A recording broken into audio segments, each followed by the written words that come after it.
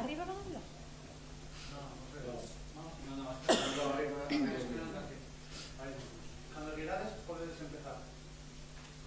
Moi ben, pois, bo día, somos Victoria Esteban e Ana Seijas, as vicevoceiras de Marea, e hoxe estamos aquí pois para no terceiro plenario despois da Asamblea Fundacional do Partido Instrumental de Marea, que foi en Vigo.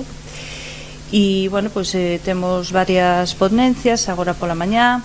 O primeiro que fixemos foi aprobar o regulamento do plenario e a continuación pois debatir a ponencia das mareas sectoriais, que son pois grupos de traballo sectoriais que sirven de apoio ao labor dos grupos institucionais e que, bueno, pois son persoas especializadas con interés en participar en determinados temas e que apoian pois argumentario e relatorio e fan propostas de iniciativas para levar a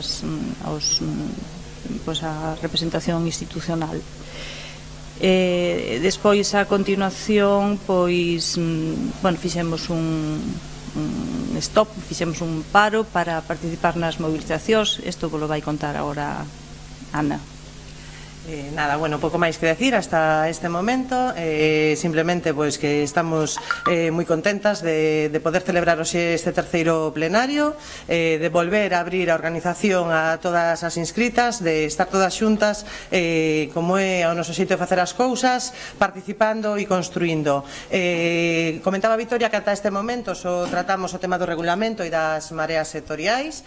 Temos que decir, e é moi importante, que estas teses foron avaladas ampliamente polas persoas que estamos aquí reunidas. Non houbo votos en contra as dúas cuestións que se votaron ao longo da mañá e efectivamente fixemos este paro, un paro obrigado. Lamentablemente coincidía esta concentración, esta movilización co día do noso plenario, pero inda que non foi suspendido o plenario non podía ser de outro xeito, había que facer este paro e estar nas rúas como estamos sempre, como estamos coa xente do común, reivindicando os dereitos. Xa estábamos a semana pasada coas colectivos feministas e hoxe tocaba estar da man dos nosos pensionistas, dos xubilados, defendendo un sistema de pensións públicas dignas para todas.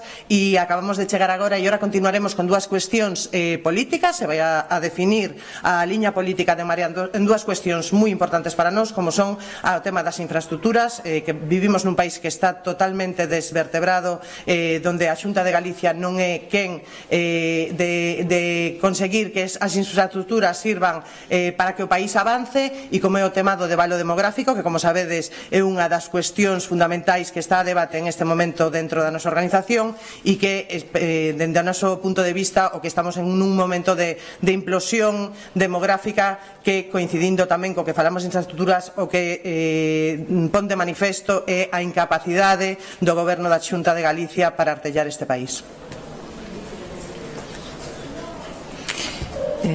Non sei se queres facer algunha pregunta máis.